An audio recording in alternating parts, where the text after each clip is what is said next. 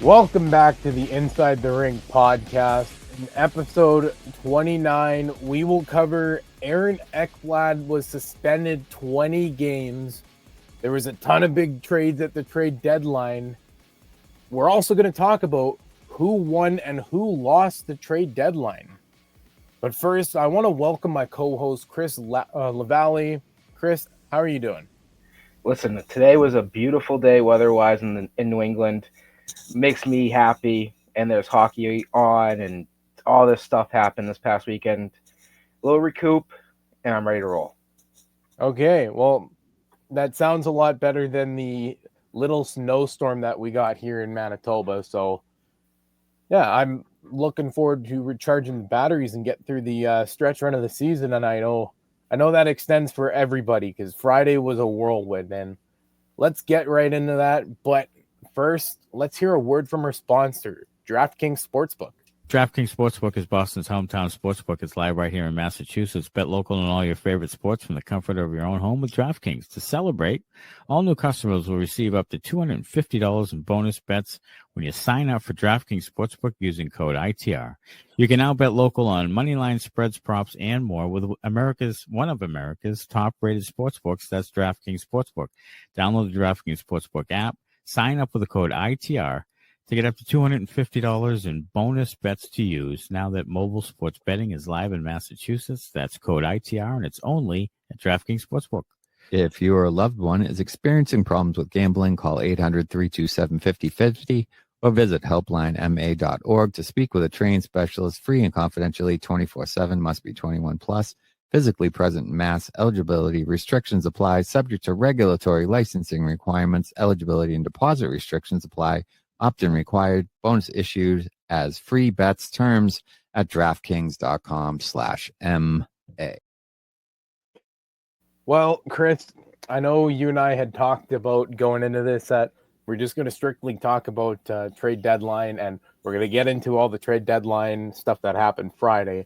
But some big news came in the NHL today, and so we had to talk about it, and that was Aaron Ekblad receiving a 20-game suspension for violating the NHLPA program, performance enhancing substances program. I said program twice there. That's my bad. But it resulted in a 20-game suspension, and it's one of four that have happened in this specific category. So it's quite the overall thing to look at. And the Panthers lose a top defender. They're probably loving that Seth Jones trade right now. Oh yeah, oh yeah. When you look at everything that they got, Ekblad's not eligible to return until Game 3 of the quarterfinals of the 2025 Stanley Cup playoffs. His cap hit will not go, or his salary will not count against the cap hit, so they'll carry his full hit on LTIR for the remainder of the 18 games of the season. This is also not the first. This is not the only top player on the Florida Panthers that are out right now. Matthew Tkachuk is also on LTIR with injury, so he's eligible to return.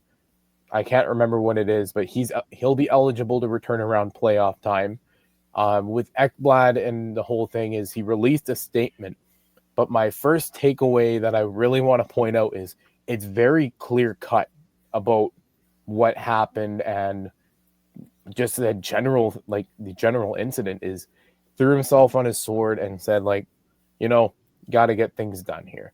And it's a really good way to see that he owned up to what he had done, and he's taking the accountability for it. Chris, I don't know if you have any takeaways, but that was my one thing is he immediately threw himself on his sword.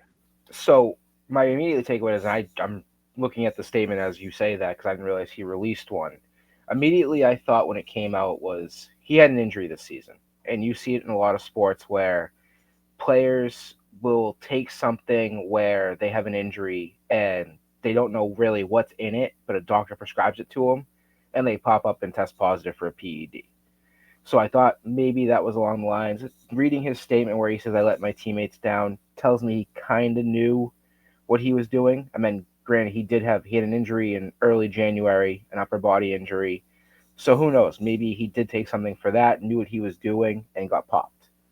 But he also has an injury history, which I do want to point out. He has missed significant time in the last 3 to 4 seasons. So I do see a lot of people mentioning on X and just a lot of the hockey world mentioning that this could affect his contract negotiations in July because he's a pending unrestricted free agent. that's going to be a tough one. So you got a defenseman who's nearly a point per game, 33 points, 3 goals, 30 assists, and 50-something games. I think it's 56. Kind of shady there. But he's got a pretty decent stat line for the season. And I'm wondering, does this affect him in July 1st? Or does he go out and sign a 1-year deal to prove himself that he's worth the money that he's commanding? I could see that deal come into fruition. The other thing I'm trying to pull up right now, I thought I saw Seth Jones is under contract for another year, isn't he? I think he's got another 4 years. So that trade looks even better now, even if that's the case. Like, that comes to something where did they go out and get Seth Jones because they're going to let Ekblad walk? And now even more so that it's more likely with this whole thing coming up now. And I agree with you. I think he gets a 1-year deal, maybe even a 2-year deal, where he goes and proves himself and comes back for the big money to be a top defenseman somewhere else or wherever he does sign. Yeah. And within all of this, I find the NHL, their statement incredibly interesting because it's very, it's clear cut, it's to the point, and they mentioned that they'll have no further comment at the time. I don't know if the Panthers have released anything from the time I wrote the piece up until the time we're recording, but it is to be noted that Ekblad is going to have mandatory referral to the NHLPA Program for Substance Abuse and Behavioral Health for evaluation and possible treatment. And I find the wording possible treatment interesting because maybe it was he got popped because he's been dealing with the injury this year or it's a lingering thing. Yeah. It's open-ended because you're not giving away too much. Without they don't know either. Like, they don't know what's going on, but as they do more info on it, they'll find out. Be interesting to see what happens going forward with him and what they decide to do, especially in Florida. Yeah, and at the end of the day, is you got to look at the human aspect of it. Is regardless of the pedestal of professional athletes, is you just hope the best for Ekblad as he's dealing with this sort of stuff. Is the team, he's obviously away from the team, so he's going to take it. There's going to be a hit on him when he's away from the team, but it's also going to take an impact on him outside of the game. Is he's got to go and he's got to deal with this and carry that weight now. So all the best to Ekblad as he navigates this. And like you said, the whole Jones trade, it's going to look a lot more interesting to see the role that he has to play now. Because I think Jones coming into the Panthers originally was to provide depth behind Ekblad. And now, with Ekblad gone for 20 games at minimum, Jones is going to have to step up here. Yep. Got to step into that first defense pairing.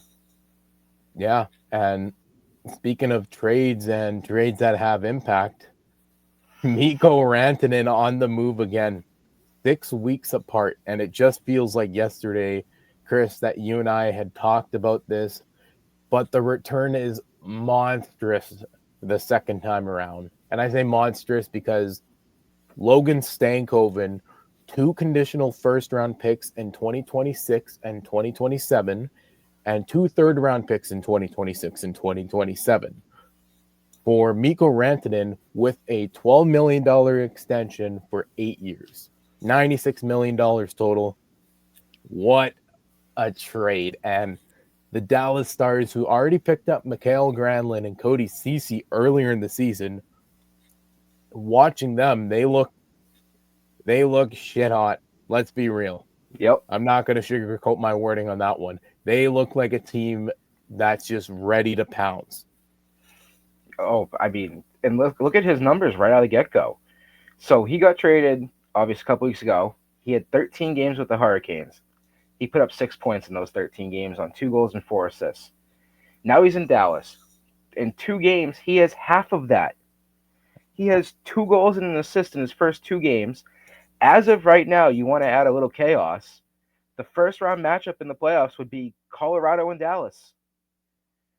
So you get Rantanen against the team that originally traded him during the season. Oh, well, speaking of the whole Rantanen stuff, did you see Rod Brind'Amour's comments? I did not. So apparently there was only 4 teams that Rantanen was willing to go to. That's coming right off of Brind'Amour. So I didn't look into it too much, but I guess Dallas was one of them. And the drama behind that shows you these guys are going to start controlling their where they want to go, and if they don't get it, it's just they'll get it in free agency. The extension was interesting to me because it sounded like, from what I heard from a couple people, was Colorado originally offered him $12 million AAV, and he turned that down. And then all of a sudden the trade was in place late Thursday night or early Friday morning for him to go to Dallas, but they had to agree on an extension. Then talks kind of died down throughout the morning, and then later in the afternoon it picked back up, and he got, I believe, off the top of my head, I think it was 8 years, $12 million AAV. Yeah. So that's an interesting deal for him. And the tough part, and we said we were going to talk about this, was, he kind of, in a way, with the extension talk, it handicapped Carolina. Like, the deal at one point, I believe it was probably like around 1 o'clock. People were saying, I believe it was Elliot Friedman won, but I heard it from somebody else too, that the deal was done. We were just waiting on the return. And the return didn't come in realistically. Like, it started trickling in. You got little pieces. Like, you heard Stankoven was going and it's 2 firsts. Then, like, an hour later, you heard it was 2 thirds. And then, obviously that ended up being the full deal. But in a way, it handicapped Carolina, where they sounded like, from what people were saying following the deadline, they had deals that they were trying to make with those picks to go add players. I mean, I'm pretty sure I saw, and maybe you saw it too, so you can correct me, but I'm pretty sure they were using the picks. I thought Brock Besser was the name they were going after. So it's interesting that it took as long as it did to get the full details out and get the trade done and the call in. And it handicapped Carolina that they're kind of, the trade was good in the long run, and Stankoven's not a bad player, but it handicapped them for where they're at right now. Yeah, but my argument with this is Carolina, they have room to go add in the offseason, and you have 5 first-round picks. That might not be correct. I don't know what Carolina has traded, but as what I think they have is a first in 25, 2 in 26, and 2 in 27. Yeah, you have assets to move. Yeah, but you have picks to move. Yes, they couldn't do it this year, and maybe Carolina goes on a heater. Because I'll get into this with some more of the trade deadline stuff we're going to talk about. But take a look at teams that have won the Stanley Cup in recent years. You don't win off of massive swings. You win off of the under-the-radar pieces that help, kind of glue things together. The depth pieces. And that's why I'm so fond of what Winnipeg has done. We'll get to that later. The whole glue pieces, like the gel pieces that teams pick up, help win. Sometimes there are pieces where they just don't work, like Tanner Jeannot going to Tampa Bay, which in theory should have worked, but it just didn't. They also gave up 5 picks and Cal Foot for Jeannot. But one trade that comes to mind is the Brandon Hagel trade. You give up 2 picks and 2 decent players for Hagel, and I think there was another player involved in the trade going to Tampa Bay, but Hagel being the centerpiece that they signed long-term after that trade or after the deal, it solidified Tampa not only at the deadline, but in future years. Mm-hmm. You like David Savard acquisition when they won the Cup in 2021, great acquisition for depth. Guy who can jump up, but he's better in the depth role on that current team. So I think depth acquisitions with the with the experience to jump up is best for a team to do at the deadline, as you don't know what you're getting with the big swings, because you don't know the chemistry you're going to mess with or add. And that could even pertain to depth trades and all that. So speaking of trades, and I don't know if it's a depth trade, correct me if I'm wrong, but that's Peter Mrazek and Craig Smith to Detroit for Joe Veleno. I have a lot to say about this trade. And so I saw it come through, and I sat there, and it was one of those, I was getting ready to write it, but I had to sit there for a minute and go, what are we doing? Like, Veleno's a good player, been on the fourth line for majority of this season, but not a bad piece, and, does provide a little bit of bottom six scoring, not what you'd want to see. But they add somebody like Craig Smith, who's experienced, been around, and I think I talked about that last week when we started talking about the deadline more and more, that they needed somebody in the bottom six who adds a little bit of toughness and experience. And I like that with Craig Smith. But then I look at the Mrazek part of it, and it's, you traded Husso, 2-3 weeks ago? And it seemed like almost like a signal, like we're not going to carry 3 goalies going forward. So then you brought in another goalie. Essentially, what was the point of trading Husso at that point? So that was a head scratcher to me. And when I saw it go through, the more I thought about it, I was like, so is there another move for Alex Lyon maybe to be traded? And you get back another piece that you need? And then all of a sudden nothing happened. So I didn't get that trade. Now Smith is in the lineup tonight for the first time for the Red Wings. Mrazek, from what it sounds like, will play going forward as one of the 3 goalies. But Yzerman in the offseason did say that he didn't like the idea of carrying 3 goalies, which is why we saw Husso in the AHL taking time away from Sebastian Cossa. So I don't know what they're going to do. I don't know what the thought process was behind it. I didn't see Yzerman's press conference after, so I don't know what he had said. But it was an interesting trade as far as I could see as a Red Wings fan.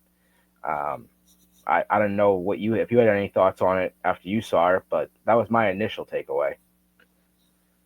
It was a head scratcher for me as well, but Mrazek being in Chicago, don't get me wrong, Chicago's in full-fledged rebuild.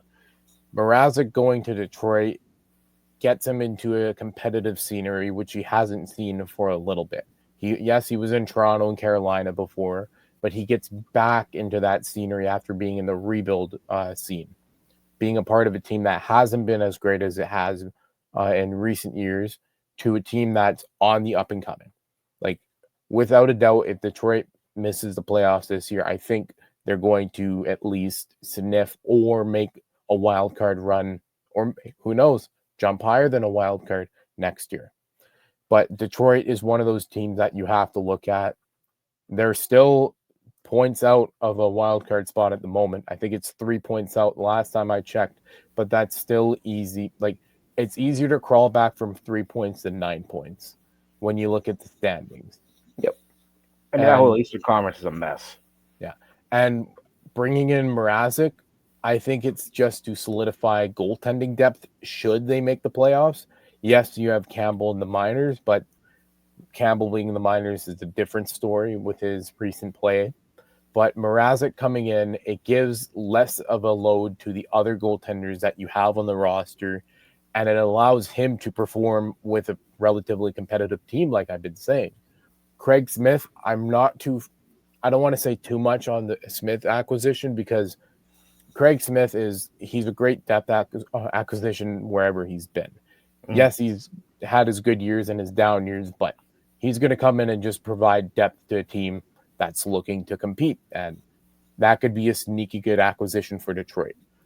On the other hand, giving up Joe Veleno, and I don't know what Chicago's getting out of Veleno, so he's 25, so I mean they got a nice young piece that they can have in the bottom 6. Yeah, and young pieces being moved, I don't want to say it kind of scares me, but you don't know what you're giving up sometimes. Could also be a change of scenery helps him. That could be exactly what it is. Yeah, and changes of scenery, we've seen a lot of them throughout the deadline, and one of the big ones is Brandon Carlo to Toronto. Toronto gives up Fraser Minton, a 2026 conditional first-round pick, a 2025 fourth-round pick for Brandon Carlo with 15% 15% salary retention.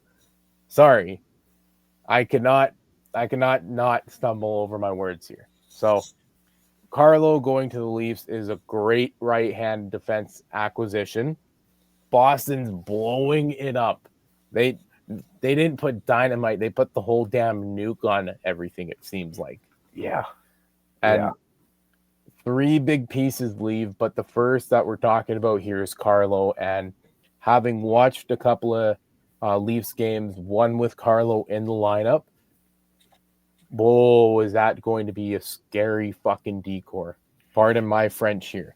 But Brandon Carlo came out hitting, and he looked like he was ready to be a Leaf. And it's what the Leafs have needed for quite a long time. And year in and year out, Brandon Carlo has been a thorn in the side of the Toronto Maple Leafs, and maybe he's going to flip the script and be a thorn in the side of the opposing teams. Is Carlo 6'5", like I said, right shot, right side defender. Morgan Riley is playing with his chest out just so much more now. As I remember a couple of seasons ago with the Luke Shen acquisition, put him up with Morgan Riley, and Riley played 10 feet taller, it seemed like. And if your first and second pairing defenders can play 2 to 3 feet taller, that's a good acquisition right there. Not only that, Brandon Carlo is blocking a lot of shots in front of the net too, which I didn't think it was a big hole at first for the Leafs. Then I take a look at their play and how many shots are coming from the point against Toronto is because of the unwillingness to block shots. And Carlo being that plug now, playing 18 minutes a night now on that top pairing, maybe even more than that. But Berube obviously deploying Carlo in a more defensive defenseman role. That was a great acquisition by the Leafs, and it was one that came at the dying minutes of the deadline too. Yeah, one of my questions though is it seemed like, based on what I saw, and it seemed like the Leafs moved Connor Timmins, and you're gonna have to save me on the last name here, Connor Dewar. Okay, I've been saying Dewar, and I've been corrected by a couple people that's Dewar. So here I am. Maybe it's Dewar, and you never know, Chris. All right, but I'll go with Dewar. Okay, but Dewar fine, but more so like the Bruins looking at it. I'm surprised that Connor Timmins wasn't asked if that was going to be part of it. A 26-year-old right shot defenseman, that would have been a nice piece to add with Fraser Minton. That was just the surprising part to me, was that they moved him to Pittsburgh and Boston didn't seem to have asked for him. But we'll see. I mean, there's also, from what I've seen, the needed space for Lohrei. So it's interesting, but we'll see what happens going forward. I mean, again, we have an offseason coming up where who knows what could happen after the season ends with the Bruins and what they do. But I do like the idea of Carlo in Toronto, and like you said, Riley's playing a whole different game from what it looked like the other night. And speaking of Bruins trades and continuing to blow it up, Brad Marchand, their captain, was traded to the Florida Panthers for a conditional 2027 second round pick. And it was one that came at the dying minutes again at the trade deadline, but a lot of stuff has flown out. And the one is, this is the team where Brad Marchand wanted to go at the deadline. So obviously the Bruins did their captain, or their former captain, a solid and traded him. Marchand goes at half retention, and that line of Tkachuk, Bennett, Marchand is one. Ooh, that's going to be a fun one come playoffs. That's going to be a nasty line. I mean, This was a trade, like we saw it. I mean, I saw it come through. I got an alert for it that Marchand was going to Vegas, and then within like a minute, 2 minutes later, it was Marchand's going to Florida. And then all the details started coming out. And when you saw the return, it was like kind of a head scratcher. And I went all weekend saying, oh, maybe there's a handshake deal that Marchand's coming back to the Bruins after this year. And, we'll see. And then all of a sudden, obviously, today's press conference, he was emotional and kind of signals to me that, it's probably not going to happen. But then, I listened to Benders the other night, and one of the things they said right away was something that I thought on Saturday. I was at a friend's birthday party, and I said it right away. I said, how funny would it be if the Bruins somehow sneak in the playoffs as a wild card, and they send Florida home in the first round, and Marchand doesn't play in a single game, and that pick stays a second-round pick, and then watch, they're going to get swept in the second round. And then literally, I think it was Tyler said it right away to start Benders the other night. So, I mean, I'm on the same page with somebody who knows Bruins, but we'll see. I'm just intrigued to see what happens with him this offseason. Like, for UFA, does he sign in Florida? Does he go somewhere else? Was it just a deal to him to go to Florida for this year and try to win a cup with them and go as they try to go back to back? And does he get his second cup and then come back to Boston? Does he go somewhere else? It's going to be interesting what happens with Marchand going forward. Yeah, and like the whole Marchand stuff. So as everything was breaking, I think I had 4 screens plugged for like every broadcast that I could be watching, just to, like, as things are breaking and the insiders are pushing information out. I got locked on the Sportsnet one where Elliot Friedman, he's sitting there, and usually when you are on camera, you are not on your phone. And here Elliot Friedman goes and he's coming back after a phone call, then he's texting and all that. And then immediately the hearing Brad Marchand could be traded to Florida gets put up. And the reaction from the whole panel was great. Is Paul Bissonnette, I don't know if you saw his little meltdown. Nope. Is immediately like head to desk. It was great. I gotta admit, the trade actually shocked me because I didn't think Boston would trade Marchand, but with how much smoke around that fire there was getting closer to that deadline, it shocked me a little bit less once it came out that it was a last minute thing. What an absolute troll job as well. I want to drop this in there. That what was it, Vegas. 5 minutes before the trade comes through, Vegas just tweets out hi. And I literally messaged you right away, and I was like, Marchand? Like, because I had a feeling it was coming, and it was talked about so much. And then, of course, I got the text right away, and there was a tweet that said Marchand to Las Vegas. And then I was, what's happening? And then all of a sudden we saw Florida. But it was ironic that it was literally hi. And they always do something with a player going to LTIR, which we all thought was going to be Mark Stone, and then you thought a trade was going to come through, and they do that. And there was actually, I'm pretty sure I saw somewhere there was a clip right before that tweet of Mark Stone skating and taking shots. Yeah, and another thing with the Vegas troll job is, yes, they still went out and got a player at the deadline, but they didn't make the big swing that they're usually known to do. I remember last year, everything's closing, and I'm like, okay, great, deadline's done. And then Bob McKenzie just out of nowhere drops the hurdle bomb just on the head of everybody in the hockey world. And so Vegas, with that tweet saying hi at the very end there, I was shaking, and I was like, all right, what is going on? And I was expecting like this massive 3-player to Vegas, they haul or ship a couple out kind of deal. And one of my buddies had actually texted me saying, watch, it'll be like Stamkos out of Nashville. Oh, that's an interesting one.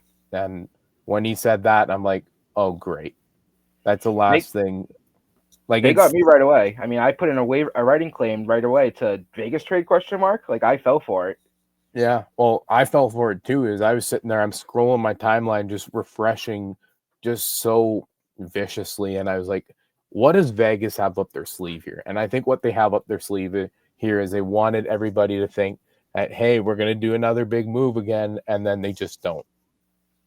So, but speaking of big moves, Colorado made 2 big swings, and one of them included a Boston Bruin, and that's Charlie Coyle heading to the Colorado Avalanche with a 2026 fifth-round pick in exchange for Casey Middlestat, Will Zellers, and a 2025 second-round pick.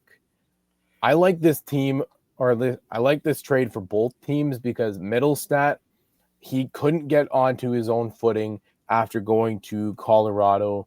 And I think that's because there's such high expectations for Middlestat once he was traded to Colorado in exchange for Bowen Byram. Because Byram has been great for Buffalo, and Middlestat has kind of, I don't want to say he had failed in the third center role, but he wasn't excelling. I love this trade. I personally, I love this trade. Like, I love the idea. Like, Will Zellers, from what I've heard and what it seems like, is a really talented young player. 18 years old. I believe he's going to North Dakota next year. That's a good piece for the Bruins in the future.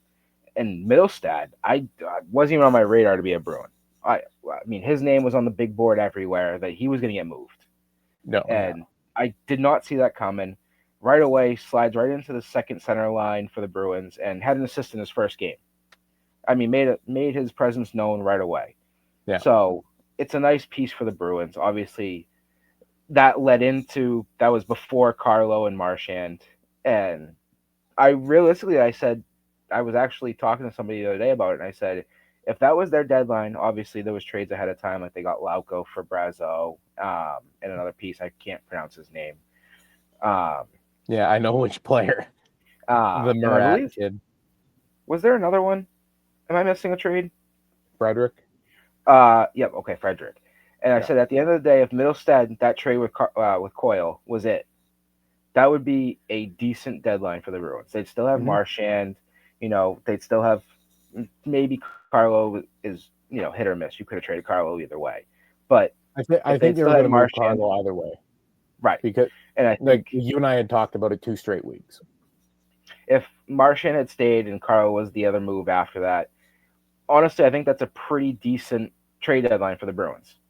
But if it ended there, that would have been great. It would have been fine. But it's just I love the idea of Middlestat on this team. And with the Middlestat acquisition, Boston is known to bringing guys and then they excel in Boston. Like, look at Morgan Geekie. Mm-hmm. He came in, and I don't think anybody expected him to do as well as he had, as well as he did, or as well as he done in the last couple of seasons. And Middlestat, I'm hoping that he has the same kind of success as Geekie, but it's so hard to tell because guys can get into their own head and they just don't perform because there was expectations placed from one trade or a signing. It's so weird how things work, and seeing it from two scopes or 2 lenses, if you want to say that, Middlestat can come in and be a really strong piece long term for the Bruins. Yeah, I agree. Yeah, and Colorado, who was very active the night before, acquiring Brock Nelson and William Dufour, I think is how you say that, for Oliver Kylington, Callum Ritchie, a 2026 first-round pick, a conditional 2028 third-round pick, and the Islanders immediately flipped Kylington to the Anaheim Ducks for future considerations. And the whole Nelson trade, he was rumored that he was probably going to go to Winnipeg, and divisional rival strikes when the iron is hot and they don't have to give up the world. Yes, Callum Ritchie at a first. It's a decent price to pay for a player like Brock Nelson, but that center depth in Colorado is scary now. With Coyle and Nelson, absolutely. Yeah. You switch Coyle or you switch Middlestat for Coyle, and then you bring in Nelson and you push other players down. And, that's going to be a rough team to beat when it comes to faceoffs because we all know what McKinnon can do. Yep. He's great. Then you got then you got Nelson on that second line, who pretty good two-way game, but he excels winning offensive zone draws. Then you got Coyle. Okay, great third line guy to have. And maybe Coyle and Nelson flip back and forth, and that just shows you the depth or the strategy the team has. Because if you have guys who are strong at winning necessary draws, then you have role guys. And when you have role guys, you have a great team. And I think the Nelson trade could be a seriously good trade when it comes to playoff performers, because Nelson has, he's gone deep with the Islanders before. He's not a stranger to playing in big games. Coyle, he's the same way. Both of them jumped right in, wasted no time in their first games. Both of them, Coyle and Nelson, recorded an assist right away. Yeah. And when you look at this trade as a whole, that Central Division, it's scary because the two of arguably the best teams in that division right now loaded for bear. And you got one, which we'll get into right away, that maybe they added the right guys and not the best guys. But we got teams in the East also making some pretty heady moves. And we saw Ottawa and Buffalo make a pretty neat swap, which sent Dylan Cousins, Dennis Gilbert, a 2026 second-round pick, to Ottawa for Jacob Bernard-Docker and Josh Norris. This trade. Oh. Yeah. Take it away. I just, for weeks on end, thought Dylan Cousins was going to be a Red Wing. And it just made so much sense. And then all of a sudden this comes through that he's being traded to not the Red Wings, but to a team that is in the same spot as the Red Wings, Sabres. It's Ottawa. And they're all in the same rebuild, and all of the talk had been these three are going to make the playoffs at the same time. Buffalo's definitely not making the playoffs this year. Yeah. Ottawa's in a playoff spot. Detroit's fighting with them. They're both playing right now. And a player like Cousins, instead of going to Detroit, goes to a team that you're fighting with to make the playoffs. And right away, an assist against the Rangers on Saturday. And so he slides right into that lineup and makes a presence that even watching the game tonight, I'm nervous because the Red Wings are facing Ottawa, but you're 3 points behind. That before we even went live, I said to you and Connor right away that this is a must-win game for the Red Wings. You lose tonight, you go 5 points back of that last spot, and a team that just got much better. And we already talked about the Red Wings trade where they kind of didn't do much to get much better.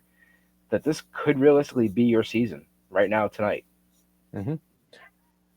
Another thing I want to point out with the Cousins acquisition is when you come into the lineup and you immediately post a point and you have 9 hits, that shows you that, one, you want to win and you've been itching to play in that kind of competitive style, because Cousins went from being another team in the basement of the league for however many seasons now to fighting for a playoff spot just by a trade.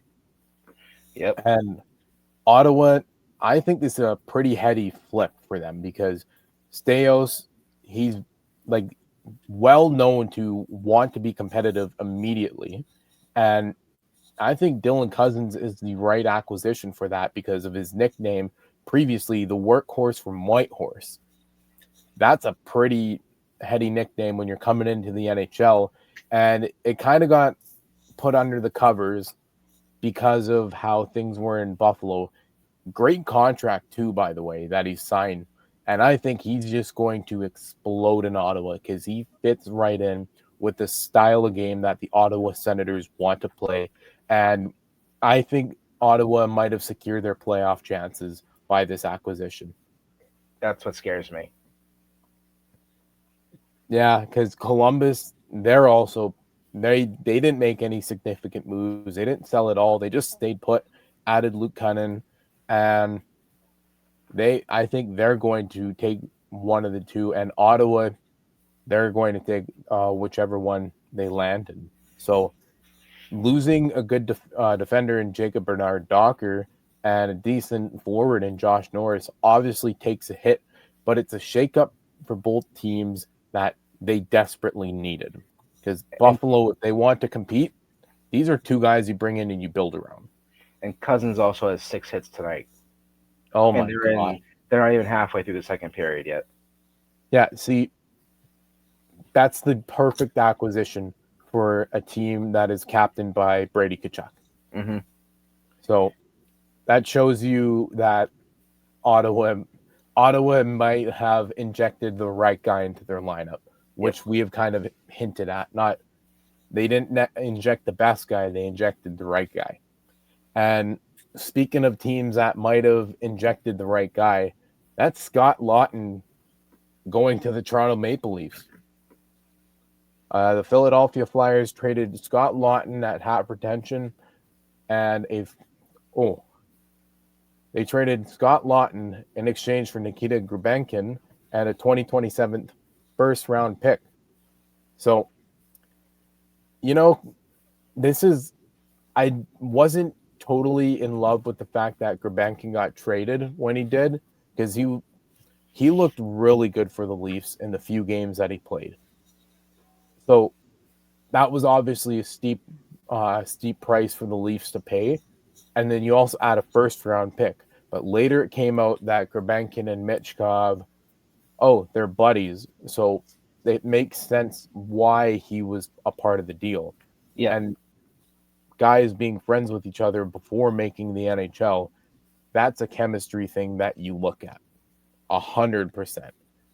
But Lawton, who also has another year on his contract after this year, half retention, great center depth for the Leafs, and another great acquisition by the team. And honestly, I think when you look at the way that the Leafs have tried to push for playoff spots in the last few years, having Bertuzzi, Domi, and a handful of other guys, it feels like a rotating carousel at this point. But finding guys with a bit of term on their deals, Carlo for another 2 seasons, and Lawton for 1 more season, that shows you they're not just thinking about this deadline. They're thinking about what they're going to add next year with these guys.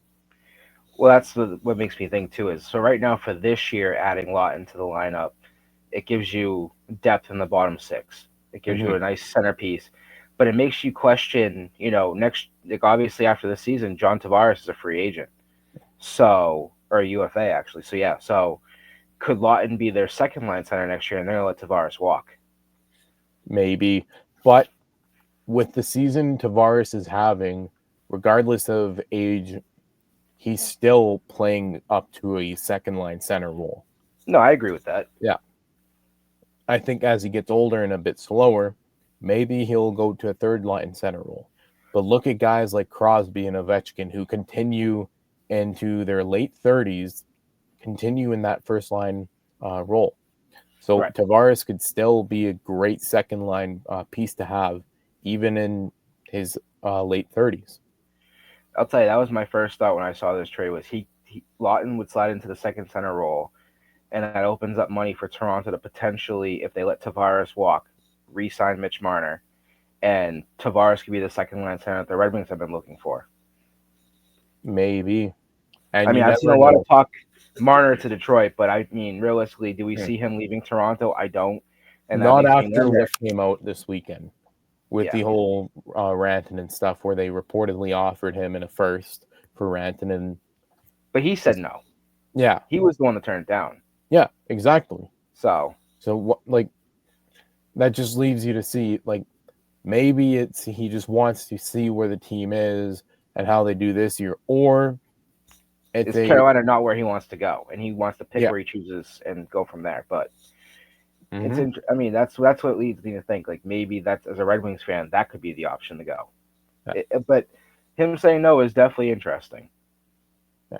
You want to know one of the bigger trades that surprised me? Kuzmenko and a 7th round pick to LA for a 2027 3rd round pick. This is one that I didn't see coming at all, because Philadelphia just got Kuzmenko earlier this season, and the fact that they flipped them at half retention for a 3rd round pick, it's LA looking at players they can bring in, that under the radar moves that they can add for their playoff run. And maybe it's the right acquisition because I can't remember what season it is, but Kuzmenko had a 60-point season at some point. He had a 74-point season in his rookie 74 year.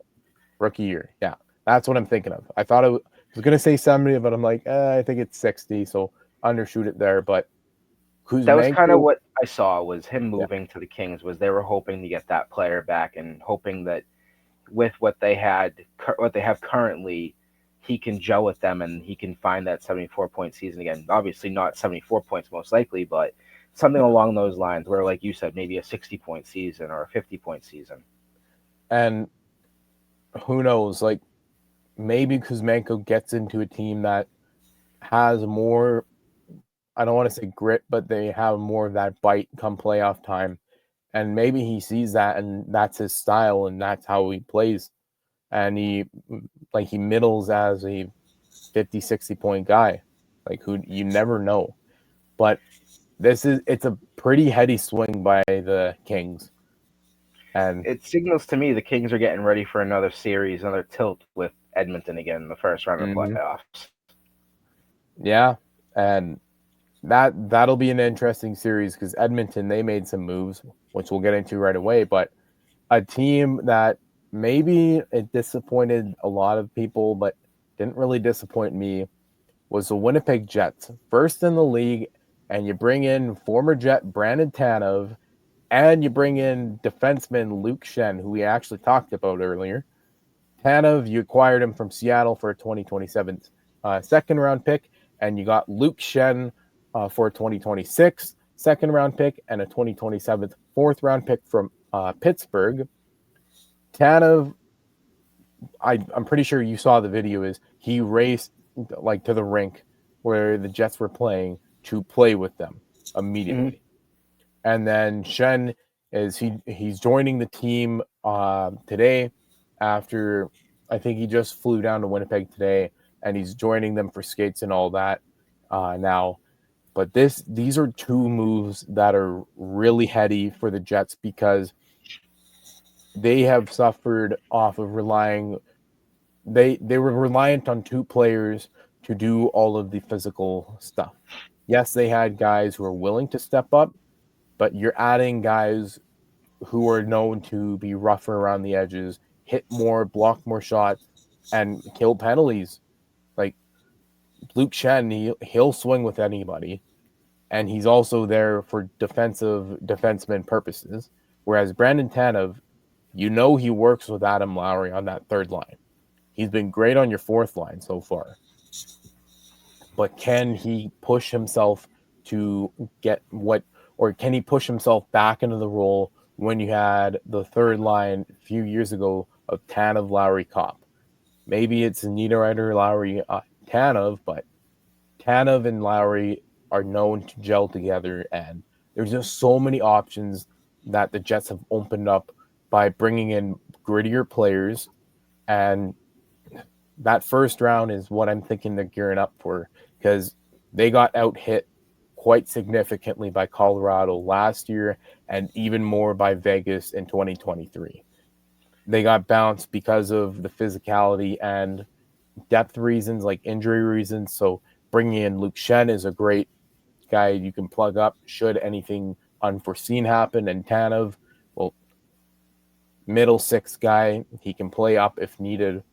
The Jets, like I said, these are moves that I saw a lot of pieces come out that these are underwhelming trade deadline acquisitions. And I just look back to 2024 when they got Sean Monahan and Tyler Toffoli. Both guys walked in free agency, and you gave up a hefty sum for both guys. Yes, they gelled and they looked like guys who belonged on the roster. But when you get bounced in 5 games, as a GM, any GM in the league would look at that last season and say they would try to argue against giving up that much futures for a team. And especially with the Jets, they are known to draft and develop their guys. So I think it was hesitancy on Kevin Shoveldayoff's part where you don't know if you're going to get past 5 games again. And bringing in Tanev and Schenn maybe that's the move that he felt was the big swing with a team that's already in first place, because there's no going up from first place. It almost signals to me exactly what we talked about last week, where we talked about maybe Winnipeg was a team to watch for a package deal of Frederick and I think we said Carlo. Yeah. And, obviously they didn't do a package deal, but this signals to me that kind of trade. You bring in Tanev, who, like you said, can be a middle six or even a bottom, like a fourth line winger that adds, talent to your team. And then you bring in somebody like Shen, who has playoff experience, a physical defenseman you can put in on the second pairing that gets the Winnipeg over the hump of the first round and can help them maybe potentially make a deep playoff run. So it all signals to me exactly what we said last week of bringing in those pieces to get Winnipeg deep into the playoffs this year. And it's exactly that, Chris. Like, there's been a lot of trades, and I was very, very concerned before Dallas had made the trade for Granlund and Ceci that was going to be the Jets' trade deadline move. And don't get me wrong, Cody Ceci has played a really strong game in Edmonton and San Jose, and he's looking good as a good third pairing guy in Dallas. But with the way the Jets are insistent on playing Logan Stanley, and it's starting to work itself out.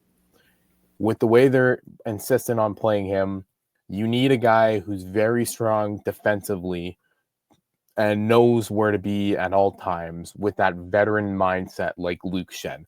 And I think that's why the Winnipeg Jets went out and swung and acquired Luke Schenn.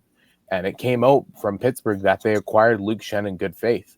But I guess just the way Kyle Dubas was talking is, I guess Schenn wanted to be moved on to a contender in this late stage of his career at 35 years old. So understandable. Yeah. And there's a lot to factor in, but a second and a fourth, it's the price of the trade, because I don't think Pittsburgh gave up more than a third or much to get Schenn. So it's good to see that they can, like, you can flip a guy and then, yeah. But my other thought that I just want to wrap this up on is Luke Schenn has another year on his deal. He'll be 36. Do you keep him there, or do you flip him next year? Say you're looking to bring him in for this year, and then at next year's deadline, he's a guy you sell off. So it's like I don't want to say pass it forward deal, but I don't see Luke Schenn finishing his current contract at $2.75 million with the Winnipeg Jets, because they got Elias Salamonson in the minors, who the more games he plays and the more physicality and bite that he has shown in his game, he's creating more of a reason to come up and play for the Jets next season. And yeah, Luke Schenn may be the guy they ship off, or maybe they move Hanola to create another spot. You never know. And speaking of defensemen, the Edmonton Oilers, they made a splash of their own, acquiring Jake Wallman for Carl Berglund and a conditional 2026 first-round pick. This is a move that came later on Thursday night, I believe, and it was one that kind of surprised me, because I don't think Wallman was a target for anybody. No. I think he was on big boards, so I think he was out there as a name to be traded. Again, another name right away, wasted no time. An assist his first game in Edmonton. Yeah. But I mean, the way I looked at this trade was, obviously he was traded from the Red Wings to the Sharks for a second-round pick, and now he's flipped from San Jose to Edmonton for a first-round pick. So, in a way, it was Steve Yzerman getting him off the team because he was a cancer in the locker room? Or there had to have been something behind the scenes. I've seen a lot of people saying that, and so I wonder if that was the case, but he seemed like he was such, like, obviously we all remember last year he had the game winner with the gritty, and the team loved him. So I can't, like, I see that and I'm like, how could that be? Like last year he was a character for this team that, just missed the playoffs. But then he's flipped, and I was pissed when he was traded. And they could use him right now. I mean, that's the piece they need. But seeing him go to Edmonton, and think about it. I mean, we don't talk about it much, but they did sign Klingberg. I know he's been hurt off and on, but they have some nice pieces on the blue line for a team that struggled against Florida last year in the Cup in the first 3 games. Oh, they could be a tough and scary team. And maybe that's another reason why we go back to it. The Kings brought in Kuzmenko. Jeez. Don't worry, I've been tripping up over my words the whole show. But the whole Edmonton stuff, I still want to remind people that they won 15 of 16 games last season or last postseason. So there was only one more to win, and Florida beat them to it. I don't think it was lack of defense. I think it was just keeping things locked down defensively was the issue. And that's why you bring in guys like Klingberg. Who knows? He can get back to his former self. You never know. And then Wallman, and Yzerman's pissed about that. Yep. He gets traded for a first-round pick when you gave up, I think, a second-round pick to get rid of his contract. And like Edmonton, like you said, they got nice pieces. Kulak is having a great season too. So that defense is stacked. Oh yeah, Edmonton's a team. They made some really underrated moves, and win or lose, I think when you look at everything, Edmonton might have won the deadline. They're up there for me. Dallas is the other one for me. I'm not totally sold on the Dallas stuff. I don't want to say that they won, but I don't want to say. We go back the whole thing though, right? Like, I mean, so like Granlund, CC, Rantanen making an impact right away. I mean, he just seems so comfortable there. Whereas seeing a lot of the Carolina group, something where from what a lot of people were saying, was he just didn't seem comfortable in the Hurricanes. And it seems like he goes right to Dallas and he just fits right away. And, with all the young pieces they have and all the other pieces, let's not forget, obviously not deadline related, but I'm pretty sure isn't Sagan coming back at some point?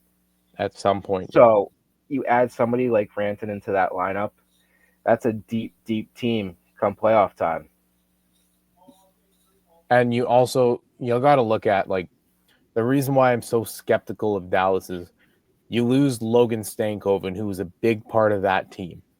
So, like, another team that you gotta kind of look at and say, like, what did you really do here? And that's Philadelphia, because they were rumored to move Ristolainen. They didn't. His price was too steep for a lot of teams. Then Kuzmenko, you thought he was going to be a guy to build around with Michkov. Then they move him. Lawton gets traded, but he was rumored to be moved anyways.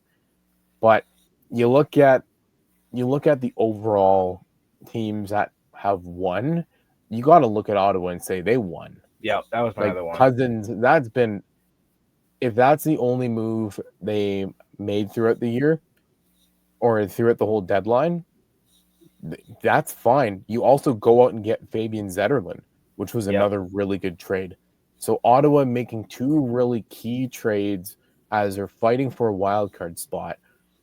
Yes, you lose a couple of roster players in the process, but that's kind of how things have to go sometimes. And I think Ottawa has injected the right guys into their lineup. I said that previously, but for me, Ottawa won the trade deadline. And my other one, I got one more. Okay. Colorado. We talked about it. You added Brock Nelson and Charlie Coyle, and you add depth down the middle. That's another. I mean, granted, I think honestly we're in for absolute cinema as of right now if this stays as it is with Dallas, Colorado first round. Oh, the Winnipeg Jets are sweating to stay in first, and a trade you missed there is Ryan Lindgren and Jimmy Vesey, right, to Colorado. Thanks, producer Connor, for that one. And if you're gonna take a look at a team that definitely lost the deadline, Boston. Yep. Boston's one of them, and we love our Benders people, but when you lose 3 big pieces like that, it's a bit of an ouchie. And like I said, if they left it after the Middlestat trade, they're not in this category.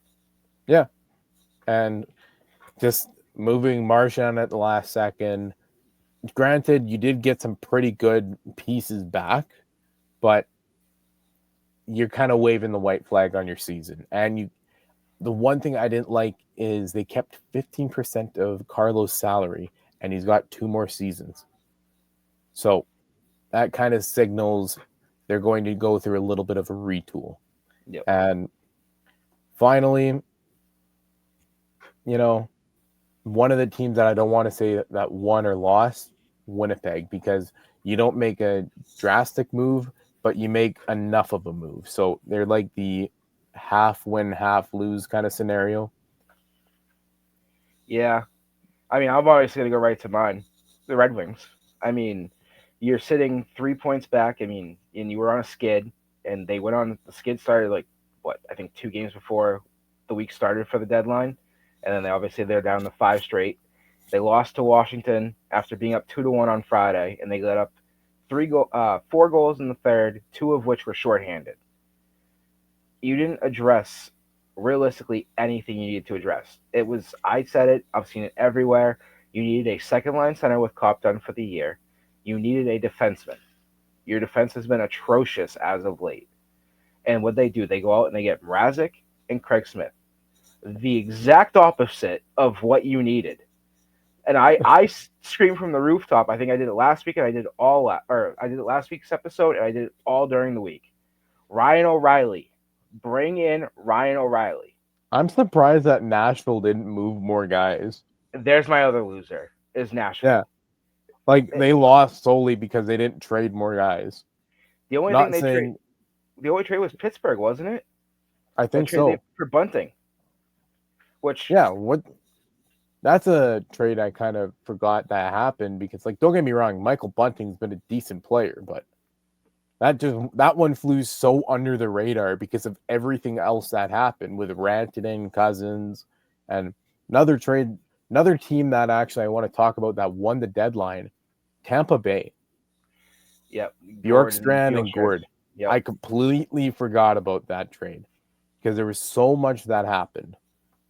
And what a trade that, don't get me wrong, Tampa gave up 2 first-round picks and other pieces for that, but it was a good trade for Seattle at the same time. Oh, yeah. It's a good hockey trade. Right. And, Chris, I think I'm going to leave it there. And we will see you next week. Yep. For episode 30. Thank you for listening.